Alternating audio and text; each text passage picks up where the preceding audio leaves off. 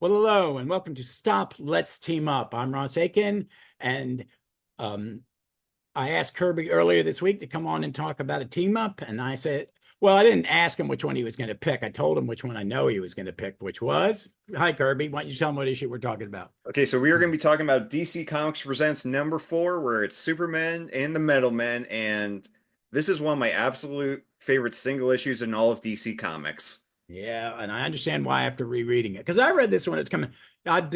Folks, I read it, and I'm gonna pimp these books for a while until they fuck them up. But that ain't happening. DC Finest. I got the first team up when they put out, and this was in it. I mean, this is on the app. I'm looking on the app on my phone. It is a why team up books were great. You would get these. This is it's a DC single issue, one and done team up. I don't know how I mean. It's just it works so well, and I understand. And it's Garcia-Lopez. So, um, and Len Wein. So, I mean, when I saw Len was when I hadn't read it in probably 20, 30 years. And so when I looked at it, it was Len. I went, oh, he wrote a lot of these. These are going to be fun. And this was going to be fun. And I still don't understand Chemo. So, but we'll talk about Well, that. we'll get to. Oh no, my cover just tore a little bit. Shit. Oh well. Uh, Sorry about that. But yeah, no, this is I think also the issue that confirmed my love of Len Wein. Just Yeah. Yeah. amongst everything else. He So could write a very good story. I mean, it's just you never read a Len Wein story that you weren't entertained. And some of them you go, why is this a classic? And it's like, I don't know. It's just he didn't fuck up. I mean, he just is so good. I mean, every time I find I bought that Universe of Len Wein book recently and was like going, oh my, I forgot he wrote what the hell? He wrote everything. And these are all some of my favorite stories. I do think his run on Justice League is probably it's one of the strongest there I'm saying is. it's got to be at least a top three. Yeah. I mean, I'd put it with shit. It's gonna go like in no particular order. It's gonna go JLI, Len Wein, and then probably the Wade Morrison era. Yeah, I think you're right. I wouldn't. Those would be my top three. There's stuff in the 60s. I mean, I think Conway Conway did a good run. He did a good run. Like there's good stuff, there's bad Some stuff. and the guys before him, Mike Englehart's run's Friedrich, good. man. None of the shit in between Gardner and fucking Len, though. Please, some of that's terrible. I, I'm fine never reading it. I think you got to read the one where Martin Pascoe and Elliot S. Magan traveled to Earth 2. Earth 1 and 2. It's so bad. It was great when they cut the guys covered on Earth 2 podcast. Um, so so folks, I'm not a Metal Man fan. I enjoy them when they come into a team. I think most of my history of them is team ups. Maybe an event. I think did they die in more than one big event? Oh, they Probably. die all the time. Yeah, they die They all just the get time. brought back at the end of each issue. Yeah, yeah, it's and I read some of the late 20th century shit and the early 21st century. Some of it I like the art, there's a Lynn Wine Cinder 6 issues from DC Legends of DC Legends of DC Comics which Kirby recommended and I it's I think it'll be good. I've been looking I just want something I needed an episode, but I wanted to do a team up. And this one is, I haven't really done a lot of DC Comics Present. And I think in some ways it's one of the stronger books. And this is it. So, Kirby, why don't you give us a little background? So, who do we want to do? I could Well, give wait, a okay. little. Yeah, just a little bit about the beginning or Uh, the end. okay, so real quick, I first met the Metalmen in the series 52. And Oh, so wow. Okay. I didn't think that's a weird gateway. I yeah, like that. well, I mean, like, look, 52 like gives you a touchstone for basically everything you could want in DC. So, Doc Magnus is one of the main plot lines throughout that book. So, Yeah, I haven't read in a and while. me being me at like, I don't know, 16, I'm like, okay, I really like this plot line. Let me kind of go back. And luckily they were doing the black and white showcase presents at the time. So I have both of the volumes, That's of it's these. sad that that's all the that folks. That's this Metal Men have 4 collections of the Silver Age stuff, 2 archives, and those 2 showcase. That's odd. Yeah, and it ran much longer than you think. It went into like this 1977. So like there is plenty that they could be I didn't reprinted. realize it went like 50 issues. It That went was that, 56 issues. Yeah, it had just I think it was just wrapped up by the time this issue came out. Uh okay, that's my gateway. So the Madman originally appeared in Showcase Presents number 37 by Robert Kanninger, Ross Andrew, and Mike Esposito. As legend has it is that this team kind of came up because as they were writing Showcase, they realized like, oh, we have a gap. Hey, Kanninger, can you do like a super quick fill-in story for us? And we're just gonna throw it at the wall, see what sticks. And it stuck. Basically, you have the Metal Men created by Doc Magnus with the responsometers or responsometers. I'm probably going to say both throughout this entire episode. So the Metal Men are created of the made up of Gold, who is your standard leader character, Mercury, who's the Hawkeye of the team, that Iron, who okay. All right, I like that. That's a good analogy. He's a bit of a dick. yeah, he's always going to be the yelly one. Iron Man or Iron, who's your big strong guy. Lead, who's your dumb protective guy. Tin, who's your stuttering meek. But he's got the heart of gold. And then you have Platinum, who usually goes by Tina, who in the 60s, yeah, she's very much written as the female of the group. Oh, throws herself at Doc Magnus all the Yeah, time. yeah, it gets really weird with that. Like that's the one thing that keeping this from like covering every single base is her just, well, we'll get to it, but yeah, that's not it featured in this issue or in DC Comics Presents, but it wasn't part of the Metal Men. Was at one point Tin built himself a girlfriend in a non-creepy way. They meant to give her a name as part of like a writing contest. They never picked one, so she just kind of became known as Nameless. Mhm. And she was eventually killed off an issue of Batman Brave and the Bold, which came after this issue that we're going to talk about. Um, so again, there was in the early 90s, there was a 4-issue miniseries written by Mike Carlin, drawn by Dan Jurgens. The art's really good. Stories, eh. I Let's see. remember that. I remember Yeah, that. then the Duncan Rouleau one, which tried to give some redesigns. The art's real good. Story's okay. The Legends of Tomorrow miniseries, which Ross talked about, perfect. Like that's a really good entryway into these Redesign on characters. him, it's okay, but I didn't see the reason for a redesign. That it's They're really the best there. You don't need to tweak this. yeah. And then there's a Dan Didio is apparently like a huge fan of them, like they're his favorite team. But holy shit, if his miniseries is a love letter to him, I want to see what he writes when he writes someone he cannot stand. So, Oh which yeah, I think we've probably. Seen that a couple times, but But I yeah. love these guys. Think of them basically as 6 science-based plastic men characters. That's a good analogy. They are very elongated, man. They're comedic characters. The Yep. comics are light, and I've read a handful of Silver Age, stuff. Folks, I'm not a big Ross Andrew fan. Just never have been. I find his art just odd. It's not bad. He drew Spider-Man when I was a kid, and I find that jarring. I was talking to Kirby before. I read a giant size Spider-Man 2 the other day on my read through of Master Kung Fu, and just him drawing Shang-Chi was unsettling. It was just, why is he drawing this character? It looks weird that they're bow-legged. What the? So it's all the weird things I had with him as a kid as a Spider-Man. But when I went back to I had to hunt online to find an online copy of their first appearance. The art in their original first appearance it's him and Mike Esposito, and it's gorgeous. It is gorgeous. It's weird because it's a Silver Age comic, and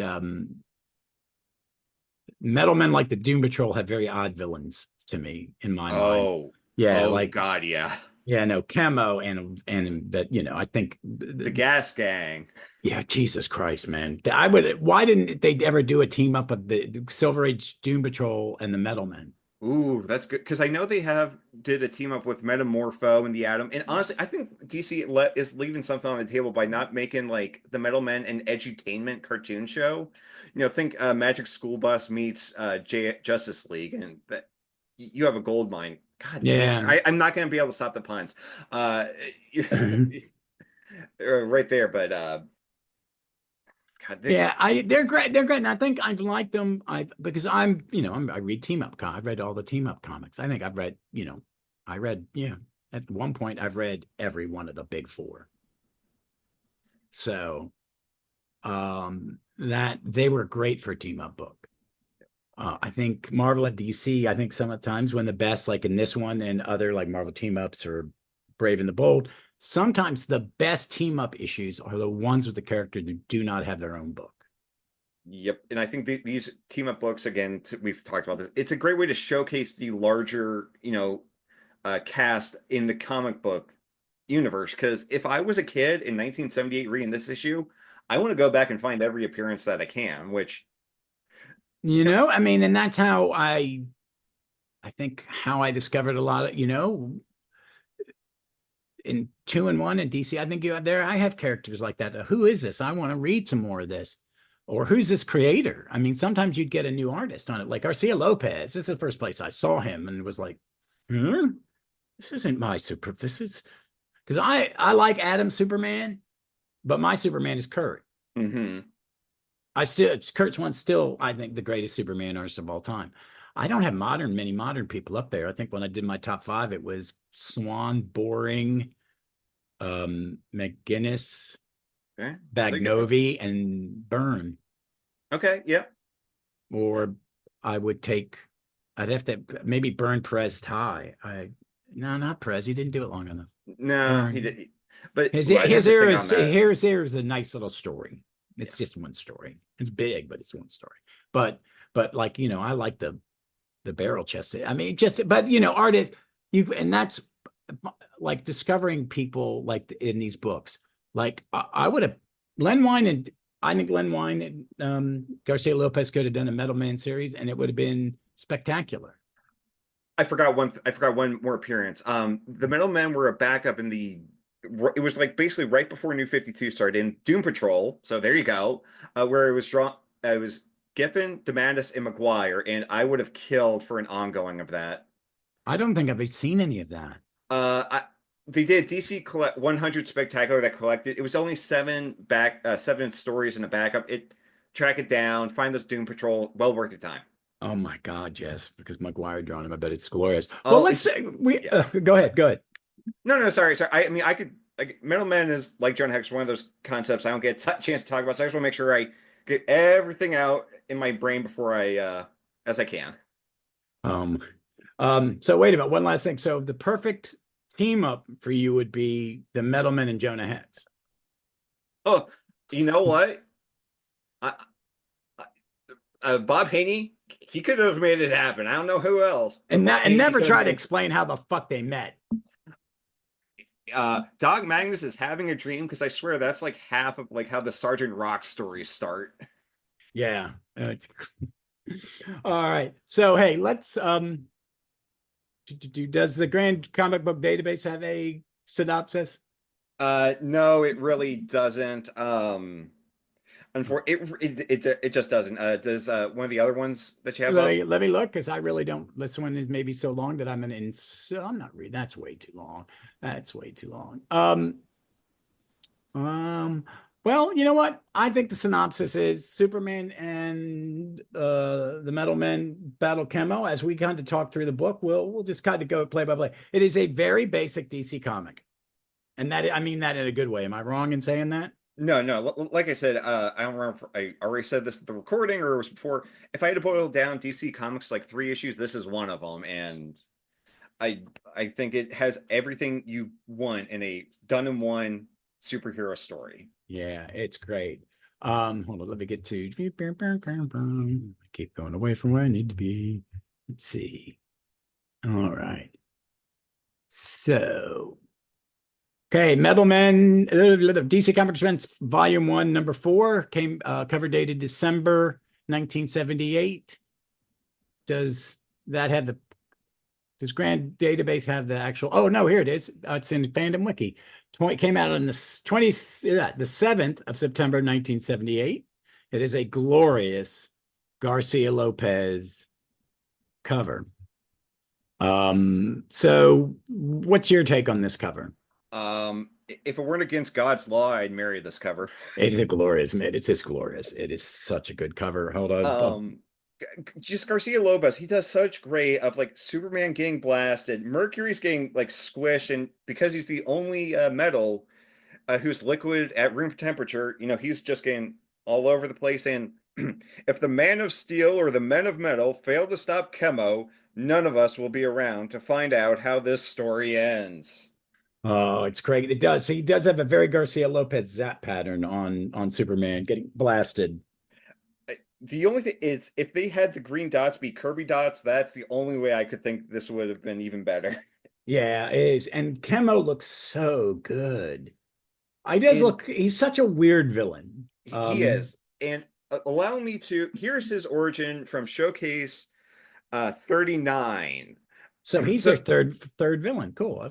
yeah, so third villain. So it's a giant scientist who, let's see. Whenever an experiment failed, it amused me to toss its chemical contents into a unique plastic mold I had fashioned.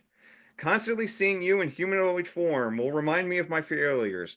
You're like a ruthless antagonist I have to triumph over, so the world can be better for it. So this scientist just kept dumping random mixtures of chemicals into a giant plastic humanoid mold. He is the dumbest scientist in all of comics. Yes. Period. Well, No. Period.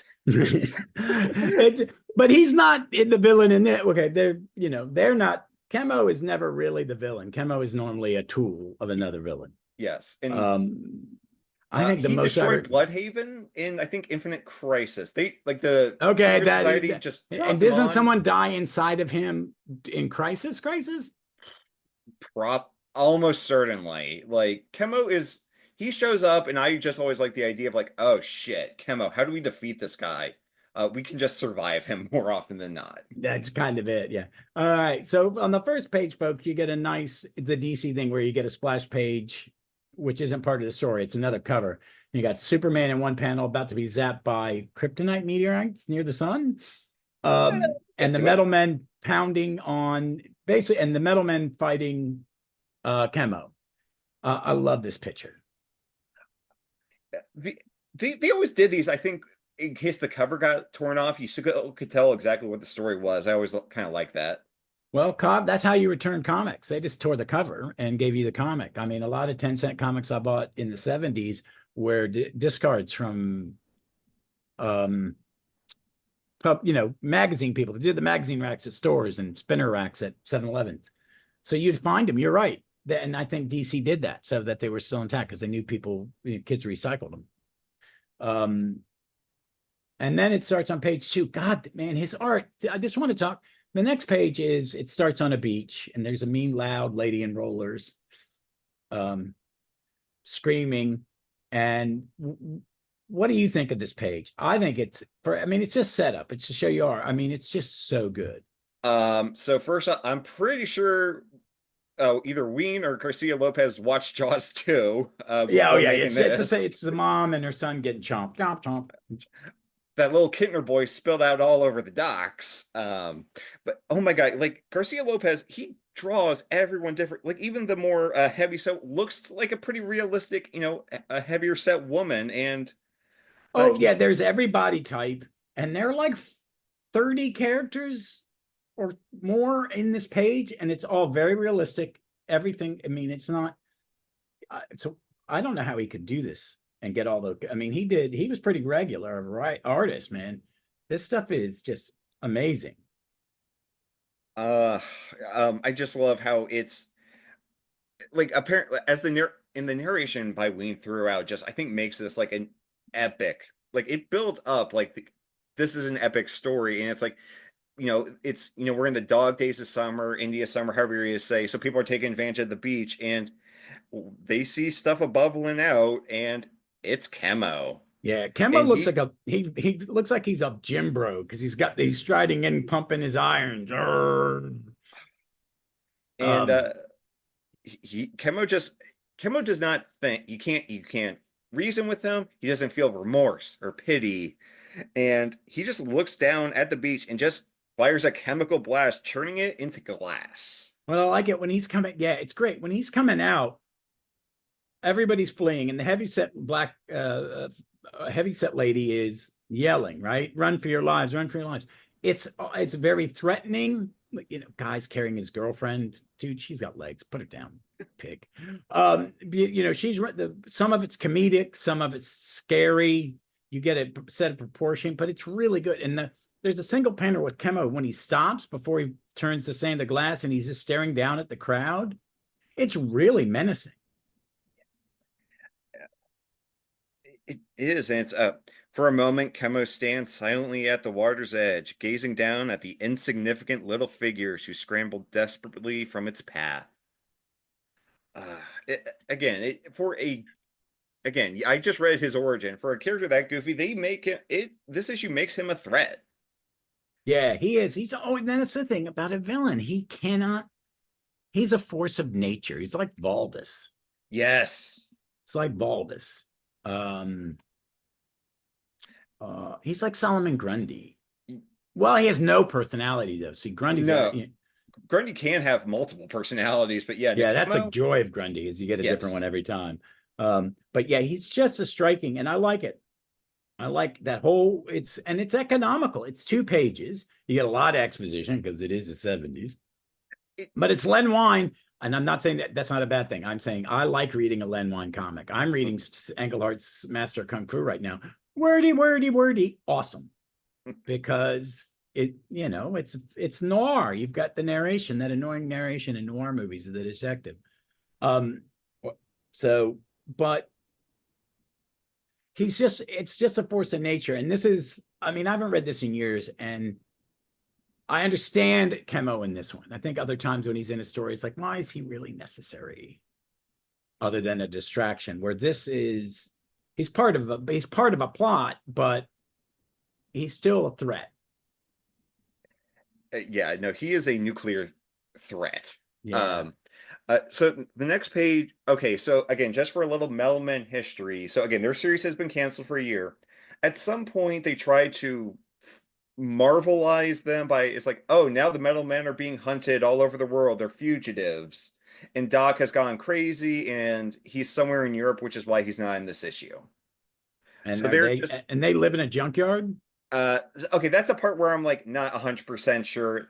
Like I said, their series has been off for like a year, so they're in a junkyard for now for this issue.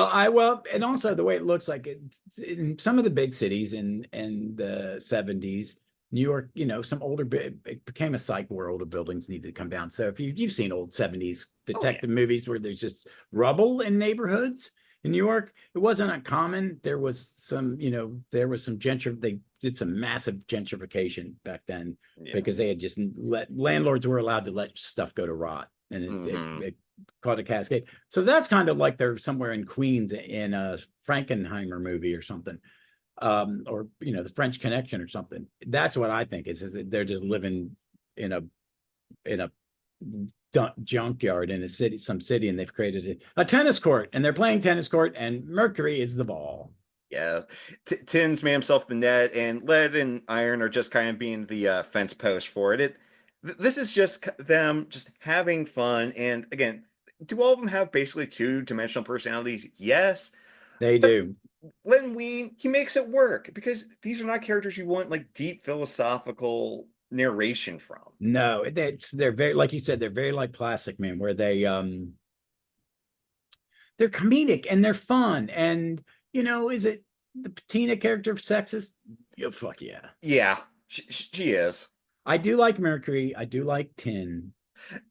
Yeah, Tin is. I hear whenever Lead talks, I hear Burt Lager, who played the Cowardly Lion. Oh, I hear what's his name from the show Coach, Bill Fabric. I can't say his name. Oh yeah, I like him. I liked him. He was in he played he was in the original TV miniseries of The Stand. Oh yeah. MOON. That spells moon. Yep, him and Rob Lowe. They're really good in it. I actually think he did voice Lead in the Batman Brave and the Bold, and now that I think about it. So did he? Yeah. Oh yeah, I forgot their name. I love Batman Brave and the Bold. Yeah. It's fun. All right, but I like this. And then Kemo just happens to be walking by there. Yeah, so like they know like, oh, we gotta put Kemo down. Like this guy, he's one of our recurring. He's one of our main rogues gallery. We gotta stop him. Yeah, So it's like Gold. randomly, we're just playing tennis out, and then Kemo's walking toward us. But the action sequence, and so we had that. We see the tennis. The last panel's them seeing Kemo, and the next one, the next page has the action, and we see Gold as the leader, leading it, and he uses one, two, three, four smaller panels, and then a big panel of a fight scene, and gives you so much different, the whole course of the action in a very interesting way, and you Yeah. still get a giant version of Kemo. Again, in what is it like? Iron is flinging lead around like he's a mace. Gold's just they've all are just using their transfer, their shape shifting to try and take down Chemo. Gold tells Tin and Tina to transform yourself into metal flakes to completely cover Chemo. They try, but there's something wrong with their responsometer, so they aren't able to. So what is Mercury doing? Pooping on him? Basically, I think he's Yeah, trying to do the same basic thing, but he's splashing on him, not yeah. helping. And Chemo eventually tosses them away, and then destroys the superstructure, the iron beams of a building being built, and it collapses. And then they do, what is it? Is it steel? Iron, yeah, Iron is able to like kind of raise the T beams off of them.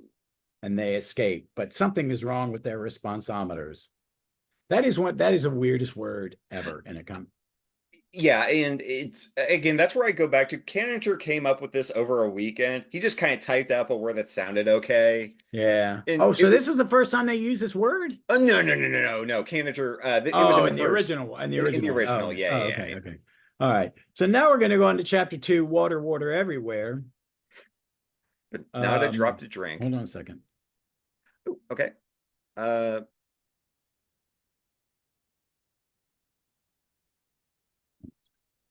All right. So I thought it was a work text. It is not. Um,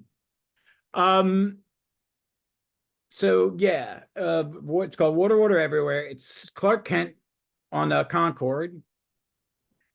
oh, yep. Yeah, recording like a little thing for WGBS because this is at the point where he's firmly a TV news anchor. Yeah.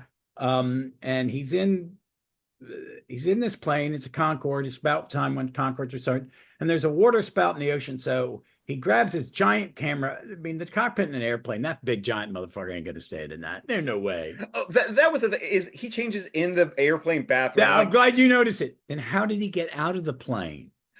I wasn't even thinking that. I'm like, I've been in an airplane where I have had to like basically have the door open so I could turn around so I could just poop. They used to be big. They used to be bigger back then, Okay, fair enough. and left seats in them. But I went. My thing was, how did he? It's not like there's a window. Look, if You're that's in the a most plane. yada yada I have to do, I'm fine. But yes, no, They, it's a well said. And it's like, what is it? Is excuse me, but all this turbulence is making me airsick. So okay, classic Superman. I have to think of a way to get out. But yeah, how does he get out without everyone getting without sucked out? or the plane crashing. Yeah. Um, so, but then he battles a water spout, and his powers don't work, like his heat vision. Um, Yeah, it's it's Fritz now. One thing I really like that when Wein throws in is he mentions the Weather Wizard. So an issue that it involves the Flash in no way, he references a Flash villain. I really like that. I do too. I do too. I want to say that Garcia-Lopez draws Superman flying almost as good as Kurt. Well, maybe better than Kurt Swan. I love Swan too. I like Garcia Lopez's flying a little more. I'm Yeah, sorry. he's very majestic in this. I'm going to agree with you. He's really, especially on the next page after he gets the water, I don't whatever the silly Superman power crap to stop a water spout. Yeah, He but it's flies just around it to crash it into another one that just popped up. So all right, that if that's how it is, that's yeah. fine. And that's a great page. And he's flying off and coming toward you. It's really good. So is this post Superman the movie? Yeah. Oh yeah, it's 1978, so like it just came. It's either what is that seven? Yeah, that's 78. So this is like Maybe that I think it influenced him because it's very much it's very good flying. And then we get chapter 3, The Man Who Murdered the Sun. Um where are we gonna go to Star Labs? And I remember Dr. Jeanette Kilburn. She yeah, I would like appear yeah. She's from that era of Superman. I've read some of that. I read some of this era of Superman. Not a lot, but some. This is an era I'm really working on getting a back issue run of, and yeah, she's a pretty prominent, and I can't think of the last time I've seen her in a modern comic. No, because my big Star Lab people are Kitty Faulkner. Not she's the one I think the most of, and that's just because I've been reading the Will Paint Starman. But so the Metal Men have gone to Star Lab to get worked on, and they're being prodded by a scientist. And Led is afraid he's going to fall off the edge of the platform because Tin's wants more room. Yeah. Oh, Again, Tin is like he kind of he's what's his name who voiced Piglet in the old Winnie the Pooh shorts. oh shit! I don't remember. I know He's also in The Odd Couple. Uh, he's Wolf in the Fold in that Star Trek episode. Oh my god, I know you're talking about. But like this is again to a little continuity. This is the first time Superman has ever met the Metal Men. So odd to me as someone who read comics. I mean, I read comics back in, but nowadays it's like you just assume they've all met because they've deconstructed it so far down that, well, yeah, there've been enough events, and also, the history is shorter. What I've discovered recently as reading stuff is like, oh, I know why this stuff could be so heavy, like in the 70s and 80s, could lean on continuity so much. There wasn't that much continuity. Yeah.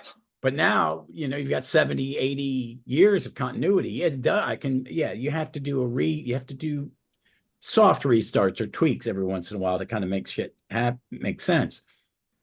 And I liked it being a meeting, and it was look, at least they didn't start fighting. Yeah, no, was it page 11? I think it's actually very adorable where it's like, okay, yes, you have Platinum fawning over Superman with little hearts all around her face, but you have Superman looking kind of very, I don't know, embarrassed, humble, however you want to say it. And it's like, could I shake your hand too, Superman? 10, it would be my honor. And it's like, that's a perfect Superman meeting other heroes for the first time moment. Yeah, I like it. And then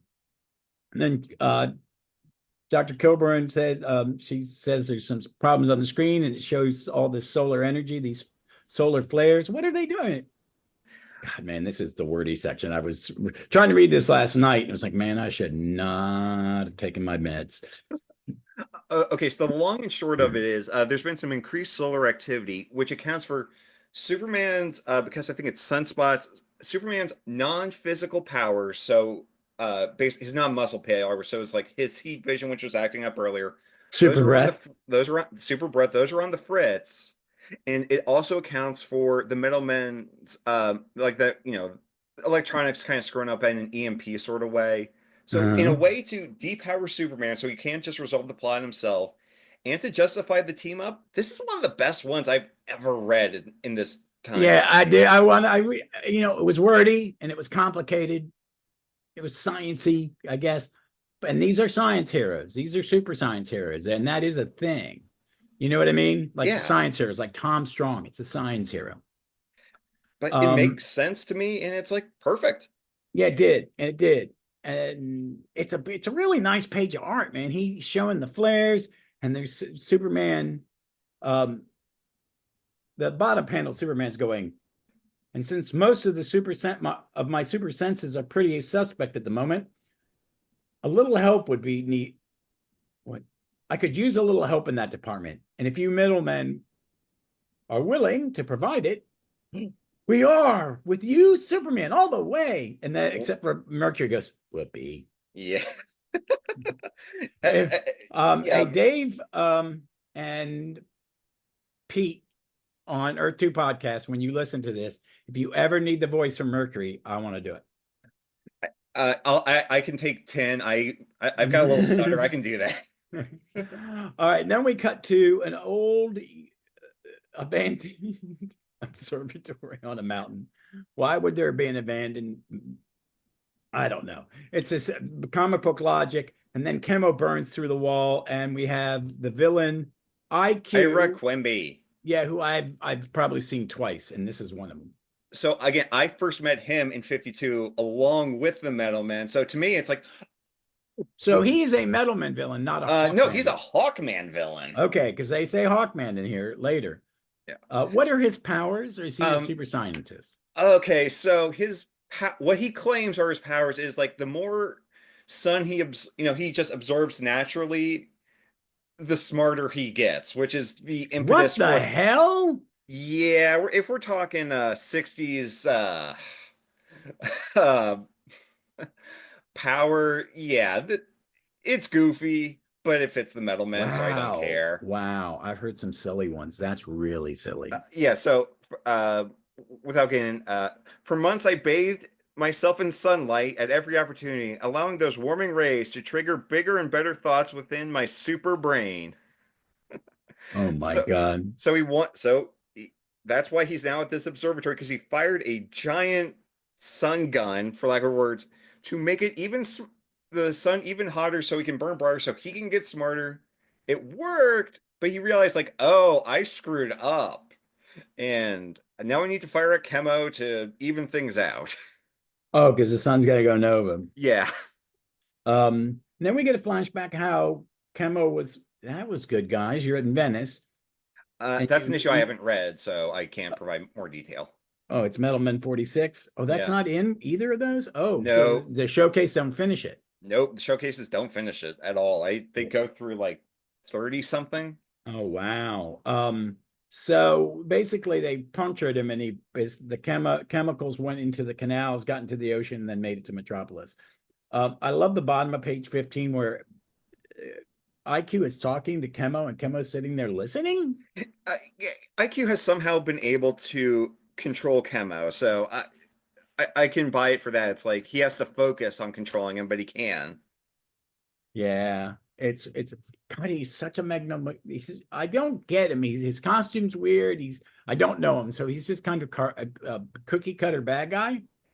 Yeah, pretty much, because I have read that Silver Age Hawkman issue. But yeah, no, he is very much a Super Friends-esque villain, is the Very best good. way to I put it. like that. That's a good comment. So we get to see he's having a wahaha moment. Yeah.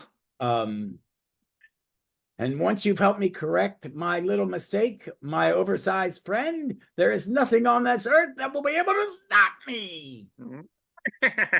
Yeah, that's the only thing is a snicker. And then we see the metal men flying in a flying saucer. Is it made of tin? No, that is just how the Metal Man got around throughout the 60s and 70s, was just basically a fantastic car, this fantastic car. I like it, the little round Yep. Fantastico. That's cool. Yeah. But they've magnetized iron, and Superman's carrying him to track down Chemo. Yep. Um, and then But they arrive in chapter 5. Is this the way the world ends? And IQ is sitting in the turret of his space gun. and somehow Chemo got in there. Yeah. There's a little yada yada for that. Again, it's 1978. I'm fine with it. It's charming. Um, and they fly in there and he fires it off and he's trying to saying, you should be thanking me because they think he's trying to destroy the world. And he's like, no, I'm trying to fix it. It's like, you idiot. Didn't you bother to triple check your figures? These figures, what are you saying? Because Superman's super smart. He has super hearing, super smart, super ventriloquism. What that? I was trying to think, is this him being super smart, or is this him just kind of like yelling at IQ just to be a dick? Either Oh way, my. it works. Yeah, so he shoots his chemo beam at the sun, and Superman has to go and block it. And he has to go at the speed of light. Like, was it? Yeah, the chemo thing is being fired at the speed of light into the sun. And Superman gets smashed. And the power thing, there's a power feedback from the ray, the chemo ray, how these chemicals can't be a ray. But comic book super science, it backlashes, hits the gun, blows it up. Oh, and then all can of a I sudden there actually are a just bunch read? of smaller chemos. Can I actually just go back to page 18? So Oh, Superman's flying back or trying to fly to intercept the chemo So he doesn't further aggravate the sun. Faster than a speeding bullet, faster than the speed of light itself, the man of steel races through celestial darkness. His lips purse in a silent prayer. Again, just Len Wein knocks it out of the park with this narration, which it, it's just great. So Superman, like you said, had the chemo thing feedback, breaking in 6 smaller chemos. Oh, and then they spray something on him and turn him to some. They're chemicals. They can't be a ray. And this is is it chemistry or alchemy? Chemistry that with enough, like, look, he has like 80 different chemicals that formed him. Chemo can do whatever the writer needs him to do. So IQ's been turned into stone. I don't know how he comes back from this. Yeah. Um, we may have to look that up before we finish. And then we get a final page. We get a single page. That's on 19. On page 20 is the metal men fighting the little chemos, all doing different things to stop him. And Mercury just shoots his butt at him. Yeah. Okay. But eventually they're all damaged and Yeah. chemo reforms.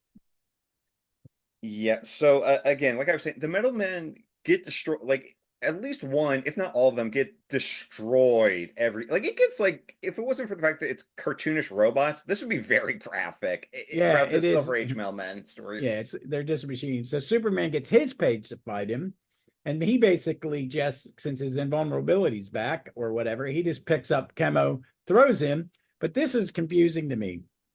At the very periphery of Earth's atmosphere, I'm sorry, at the very periphery of the Earth's atmosphere, the chemical colossus reaches its boiling point, igniting the darkened sky with a pyrotechnic display of breathtaking brilliance, even as it spreads the chemicals content like a shimmering halo around the world, creating a chemical screen that will protect the earth from the sun until it returns to normal. Oh my God. Wow. Okay, so if I understood the logic correctly, is like IQ firing chemo was gonna like stabilize it or like make it more intense but make it stable. Some more intense but more stable. But he screwed up because eventually the Earth like was gonna turn back to normal anyway, and chemo being fired would have just made things even worse. So this is chemo kind of being like an anti-greenhouse effect, I guess, or more. Yeah, it's the chemo is an all-purpose product. Yes. So the epilogue is after the brawl is over and Superman. Oh, Superman performs the surgery that saves him, Nettleman. I forgot that for a second. Yeah. He comes out in his scrubs. Oh no, I don't think I could have done it. Oh, it's up to a greater power. Oh my goodness. It's like Marcus Welby script left over, and then they all come out fixed, and Tina And we makes all inappropriate advances on Super, makes him the Boy Scout uncomfortable. yeah, because he's definitely blushing a little bit as Tina wraps herself around him quite literally. Yeah, I love this. I love this comic. I really enjoyed it. It was kind of a brush. I was reading. I went to I got the comics. Got my new comics from Velocity yesterday, and was reading some. And it was nice to sit down and read. I've read this a day or two ago, and I read it again, and I read it in the DC finest volume that came out. I forgot how good it was, and it is. I understand why it's 20 years fine. It's like I was trying to think of one like that. I feel like that is the Alan Moore, Dave Gibbons Superman annual with Mongol, Batman, and Wonder Woman. Yep. Just a perfect one and done. Perfect. You don't need anything else. You don't need to know anything else. Nope. It's fun. That one's a little more scary. This one's a little more just fun. Just fun. Yeah. I think the Metal Men work as a once in a while guest star. I'd never. How does it read the Silver Age read? So you still have the big issue of like the sexism with Tina, but other than that, like there's a surprising amount of continuity between issues. Really? Oh, Kaniger believed in continuity. Yeah, Yeah, no, can it, like, if there's a cliffhanger, he's gonna resolve it in a, Silver Age satisfactory manner the next issue, and every issue is gonna have a cliffhanger, and you know, there's no great character development, but it's not a series really for that. And Yeah, you're gonna I have mean, some goofy ass villains like the Gas Gang, amongst many others, and it's weird, it's wacky, but it's like a perfect synthesis of the good parts of goofy Silver Age comics. I highly recommend. DC needs to do a DC Finest of the Metal Men. I They, think they that I think they will. That will be one of those ones like horror and stuff like that. yeah. And there is a niche for them. I want to see how those horror, because the folks in the DC Finest team up one, it's team up. That's the title of it. And it's all the team ups between a certain period of time. So it's Brave and the Bold and DC Comics Presents as they were in publication order. So they jump around. It's great. It's really neat. So I think a Metal Men that maybe bridged, do their creation, and then jump to one where, their team up probably would make the back end of an of something. You know what I mean? Oh It would yeah, be, yeah, no, they're in a plenty of team up. yeah. They're in at least a couple of Brave and the Bold. One of which really racist, but we're not here to talk about that issue. Oh my God, I don't remember that one. I'll have Oh, to go. it's bad. Yeah. There's one that resolves the nameless character that I mentioned at the beginning. So I remember that from yeah, just from those team up books. yeah. So I think, I really like it. I wish we had more of these one and done comics. I think on the apps they have some, because they have they're trying new talent out, and there's a whole new generation of artists that are doing those Infinity comics and the scroll down ones, Hmm. which is just a new delivery system. And some I like, some I don't, but these are fun characters. This is a character that could have an all ages book, Absolutely. would Um, easily the professor, Doc Magnus as a dad, and them as kind of teenage, where yeah, new machines perfect. were learning. And like I said, you got the base personalities. You don't, if you try and make it more than that, because one thing that in the Mike Carlin, Dan Jurgens mini, it's like, oh, these are actually like Doc transferred all of the personalities of like these six people who were killed in a lab explosion. And it's like, no, don't make them dark. That's not, they're Oh, yeah, fun. Yeah, yeah, they're wacky, they're fun. You can update Tina to not be so cringy, but yeah. She is just throw herself at any man. yeah. And everybody's like, you're a machine, you. Yeah, I really like it. I like ones like this, and it's Garcia-Lopez and Wein. I mean, you just can't get better than that. And this is a good gateway one. I was telling me and Leslie were talking about. I said we're doing in one. It's like, this is Kirby, why Kirby likes the Metal Men, kind of thing. And I said where there's always that kind of gateway issue of something that makes you go want to read that person. I think mine's are like, or the favorite character is always, we all have different favorite characters and multiple ones in all the companies just Oh yeah. because when we get them. So, all right. Well, that's it for this. We're just gonna want to do some normal recommendation. Mine is I want to recommend the show Paradise. It's on Hulu. It stars Sterling K. Brown, James Marsden, Juliana Nicholson, and others. I think it's one of the best science fiction shows, thriller shows I've ever seen on TV. So watch it. Do not Google it other than see who's in it.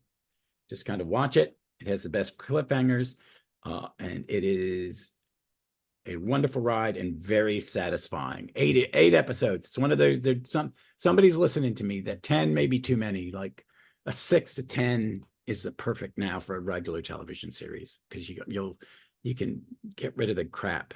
Then throw away the bad parts and just stream it down. And it's a show at times where it allows itself to be silent. It has a great soundtrack. It has a very haunting soundtrack, not only in score but in how they use songs. It's really good. It's really good. I really cannot recommend it enough. It is worth it. If this they're doing a second season, but if this was just a single season, it's so satisfying. So satisfying. So I really recommend it. What about you, Uh, Kirby? What do you got? okay, so just yeah, we're recording this on April 19th, so I guess yesterday was Superman Day. So I kind of treated myself to watching one of my favorite of the direct-to-video movies, Superman versus the Elite.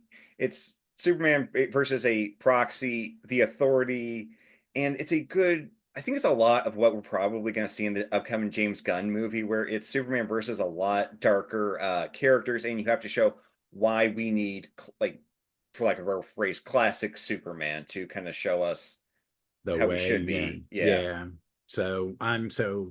I that's great. I like that one. I have to go watch that one. I like some of those direct to video ones. I'm a real big fan of I like the Tomorrowverse ones. Even the Crisis, it was overwritten. What the fuck? It's It called was, Crisis yeah. on Infinite Earth. It's fucking overwritten. I like the Commandy Salvat Solivar. Solivar. Yeah. I really like that segment. I mean, there's stuff I was like, Yeah, you there's some make stuff. choices. They sure did. I make choices. I like Caribbean Harbinger, but don't like. It was I, weird. I don't care for Harbinger in the comics, so it's like fine. See, I like Harbinger, and I wish they had kept her around, but I think Englehart really didn't know what to do with her in that weird. Oh, What are they called? The New new. Guardians? Yeah, it was really not a very good comic. Yeah, that's one of those things. It was really unintentionally racist, Yeah, I and and the gay character was really offensive. oh, Extraño or whatever his name Yeah, is. Yeah. yeah. It was kind of like I was like,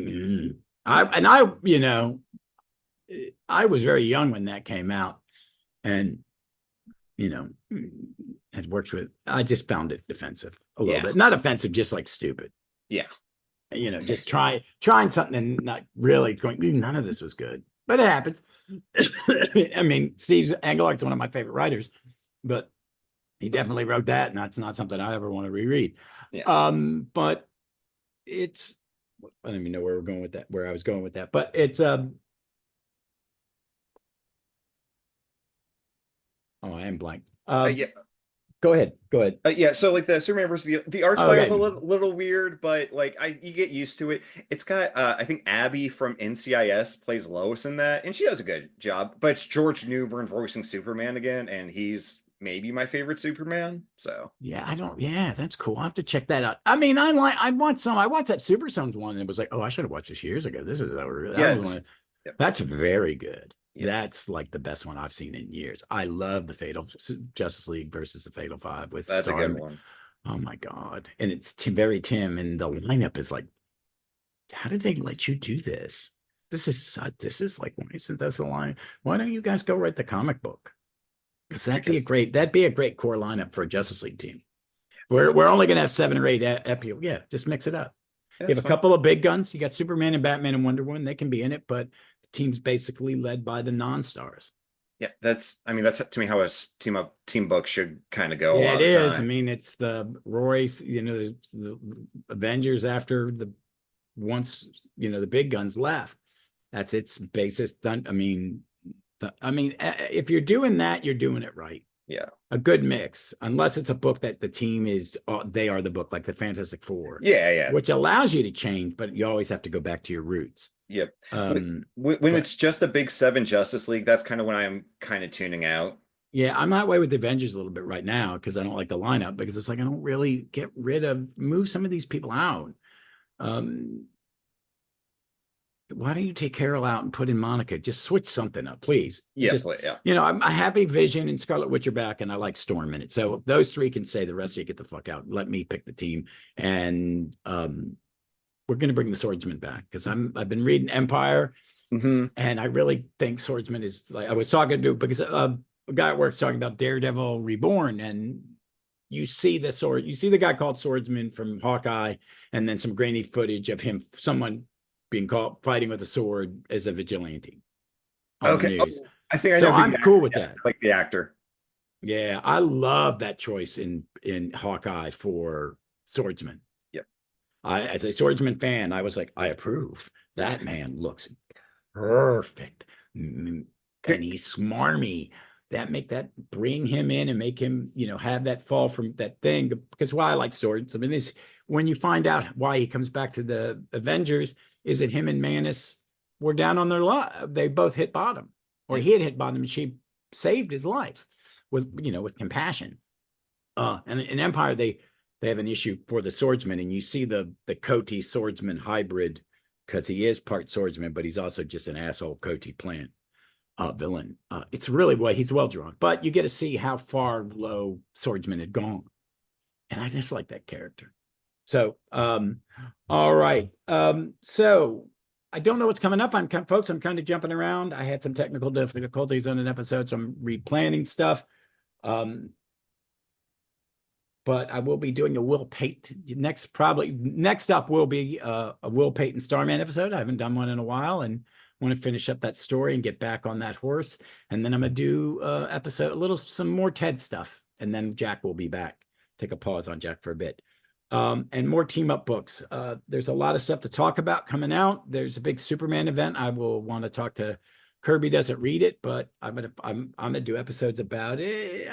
I'm definitely getting the stuff Wade's doing, the 6-parter. Yeah, I'll Justice be doing League, World's Finest, Yep. and what is it? Whatever.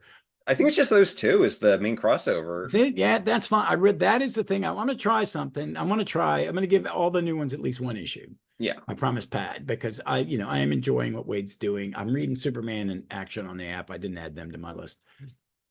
Darren Slott's doing a 12-issue one. I'll give it a shot. I like his stuff most of the time. I don't, I like to see his take on Superman. Do a good Silver Surfer. I really want to read that. I've heard that's get that on me. Yeah, that's the one I want to get. Yeah, I'm mostly in it to see. I like the idea. How do I put this? You haven't read the Superman special, so I don't want to say that. I could say more. I'm looking to see how they take the premise of that time changed because Darkseid was shunted off somewhere, is dead. There's no Darkseid, but there is. But in the future, when that was a great cliffhanger, Booster looking at the ring, and it didn't have an L, it had an Omega, and he was fucked. And now we're starting to see in some of the other books little hints that the Legion is evil in the future.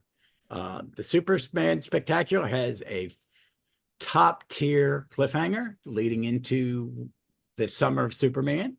Not just, it's big about all of it. There's a lot coming out, but I really want to see it. And I am, fingers crossed, Wade is doing a history, and he says I'm just tidying stuff up. It's I'm just going to put things in its place, kind of thing.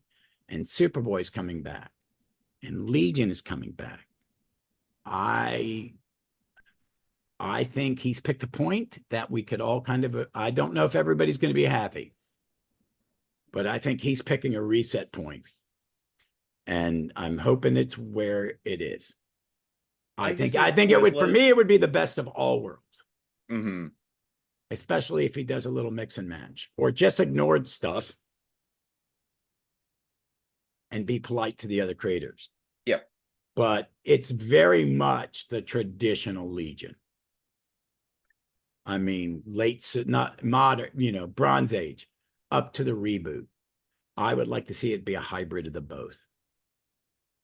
Yeah, my ideal Legion is you have like Quizlet, you have Tellus, but you also have XS, Kinetics, Kick Quantum, and pick and choose from the reboot era. And if you want to take some redesigns from like that era, or what was the one from with the teleporter? Have him too. Gates, yeah, Gates. Have Gates, yeah. Something like that. Yeah, I think that's what people want. I think they're going to honor what Johns did, and maybe just from Levitt's on. Yeah, can't go. It happened, but this is because due to the change in history. Yeah, and something's changed history and when they reset it, it'll be it's slightly different. Or Wade is going to punk us all, and when we're going to have Bendis Legion again. I hope not. I knew you wouldn't do that. He has to have read it. Anything he says publicly, I'm guessing that he's going to honor it. It's just like John's honored all the other three. Yeah. He did. They had a battle. They went off we found out there was other Earths with other legions, and they went back to theirs for the most part. And Gates decided to stay because Gates was a good character and popular. Yeah. I didn't mind that ending to John's. I just think if the stuff that came after it had more purpose. Yeah. I got to reread Retro Boot again soon. I want to read it for the first time. I just found it when I was reading it originally, it was like, I'm enjoying it. It's not bad, but it's like I expect more of you, Paul. You know, I wanted him to repeat what he had done, and I think I've read other shit he's done since then that I've gone, wow, man, that's really fucking top-notch shit. But that I got to read it again. I got to read it again. I'm babyface. I'm not gonna say it's just. I think the art's fine. I like the characters, Earthman shit. I just wanted it to be over. Yeah. But you know, you got to take chances. You got to change things up. You made a choice. It was a choice. So, all right, folks. It was as always, Kirby. Thank you so much. It's always fun talking comics, and let's do another team up. Let's find something maybe in Brave and the Bold. I haven't read a Brave and the Bold in a while. Okay, I got some Brave and the Bold. I can go through. All right, yeah, something weird, something that you don't think you know. Just pick an odd team up. I like the odd ones. Oh yeah. I'll look through what I have or have access to. Okay. It's not all in that. It's not all in this all there. It's not all in this damn app. So yeah. So that's why I think that's what I'm talking about with the apps is some of the stuff hasn't been remastered. That's why there's no reprints. They're finally doing a Marvel 2-in-1 Omni. There's no epics. None of that run has ever been reprinted except in those small hardcovers with small arcs like the Thing ones. I think there are a couple of those, and it's Byrne stuff. I'm pretty sure it's the Claremont Byrne stuff, the Murder World and stuff like that. It would, you know, but there's some, it's just the team up books, folks. It's why I started this podcast, and I'm not doing enough episodes about them because that team up DC Finest has made me I've just summoned through it to see the different artists, the different characters. It's got Don Newton doing it, Brave and the Bold. I love Don Newton Batman. It's just amazing. But all right, folks, as always, thank you for listening. Be smart, be safe. Please be kind to one another in this wacky world. And read a team up comic. Bye, everybody.